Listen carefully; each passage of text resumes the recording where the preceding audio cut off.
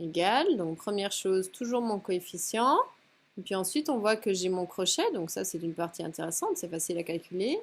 On doit faire l'image de la borne supérieure moins l'image de la borne inférieure. Donc image en pi, ça va faire moins pi cosinus de 2nπ. Déjà, je remplace, après je calcule sur 2n. Moins, donc plus, image en 0, donc 0 fois n'importe quoi, ça fait 0. Ça, c'était intéressant. Ensuite, la suite, moins.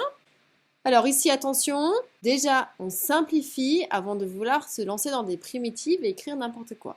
Pourquoi? Parce que ici, c'est un coefficient. 1 fois quelque chose, et puis j'ai une primitive que je vais devoir chercher, donc on prend l'habitude de mettre les coefficients à l'extérieur, ce sera toujours plus simple. Quel est le coefficient?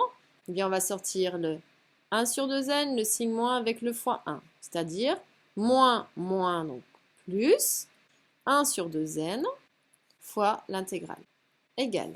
Donc, on continue. Maintenant, on va commencer à simplifier. Donc, 2 sur pi. Ici, ce que je peux calculer, c'est le cosinus de 2nπ. Donc, on va faire un petit cercle. 2nπ, on donne des valeurs à n, sachant que n, il est supérieur ou égal à 1. Donc, pour n égale 1, je suis à 2π, c'est-à-dire ici. Pour n égale 2, on est à 4π, donc 2 tours.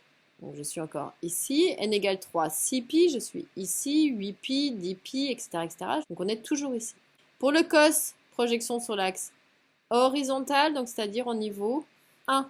Donc, ça va valoir 1. Donc, moins pi fois 1, ça va faire moins pi sur 2n.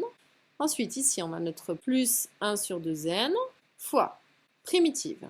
Donc ici, pour elle, plus cos, je suis ici. Primitive, on a dit qu'on montait d'un quart de tour, je suis ici, donc j'arrive à plus sin. Mais on fait attention, c'est faux parce qu'ici, il y a un coefficient. C'est cosinus de 2nt et pas juste cosinus t. Donc là, on va devoir diviser par 2n.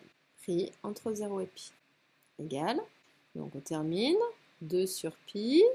Toujours mon coefficient moins pi sur 2n. Plus le 1 sur 2n.